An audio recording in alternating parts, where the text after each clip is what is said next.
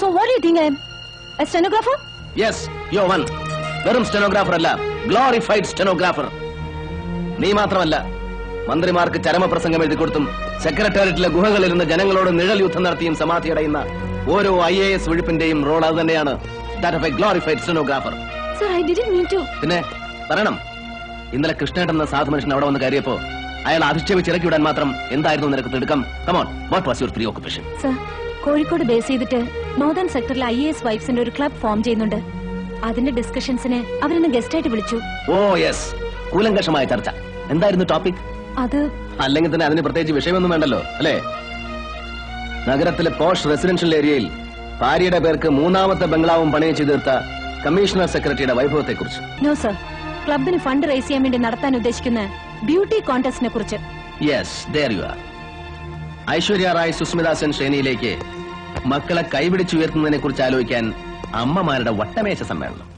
അതല്ലെങ്കിൽ ഒറ്റ piece swim സ്വീറ്റിന് തുളിക്കാനാവാത്തതെല്ലാം TV ക്യാമറയ്ക്ക് മുന്നിൽ തുറന്നു കാണിക്കാനും take a step hit the apple hit the bean എന്ന താളത്തിൽ മൂടും മുലയും ഇളക്കി നടക്കാനും അതുവഴി ലോകത്തിന് മുന്നിൽ ഇന്ത്യയുടെ അഭിമാനം ഉയർത്തിപ്പിടിക്കാനും മക്കളെ പ്രാപ്തരാക്കാൻ മമ്മിമാരുടെ മേൽനോട്ടത്തിൽ നടത്തുന്ന സ്പെഷ്യൽ കോച്ചിംഗ് ക്ലാസ് അല്ലേ? Sir, please stop it. Why? Because I hate your prejudice. അതെ, I am prejudiced. എനിക്ക് മുൻവിധികളുണ്ട് ഈ നാടിനെ കുറിച്ച്.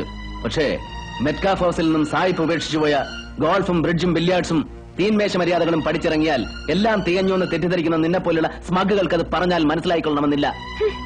Shout that sarcasm, you. Sir, hold your tongue. ഞാൻ നിങ്ങളുടെ ജൂനിയർ ആണ്, ട്രെയിനിയാണ്, സമ്മതിച്ചു. But don't try to doormat me. നിങ്ങൾക്കുള്ള അതേ പദവി തന്നെയാണ് എനിക്കും.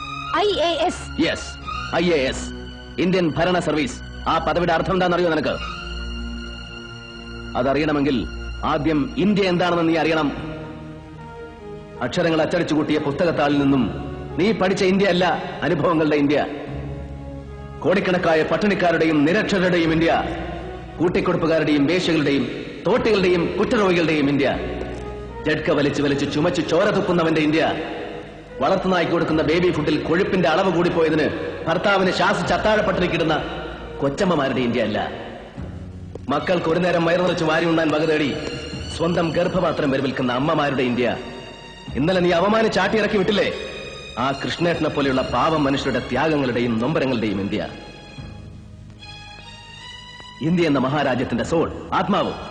IAS അക്കാദമി വർഷാവർഷം അടവച്ച് വിരിച്ചെടുക്കുന്ന നിന്നെ പോലെയുള്ള സ്നോബുകൾക്ക് ഈ ആത്മാവ് തൊട്ടറിയാനുള്ള സെൻസ് ഉണ്ടാവണം, സെൻസിബിലിറ്റി ഉണ്ടാവണം, സെൻസിറ്റിവിറ്റി ഉണ്ടാവണം. Stop your bloody rhetoric. Shut up, you. You.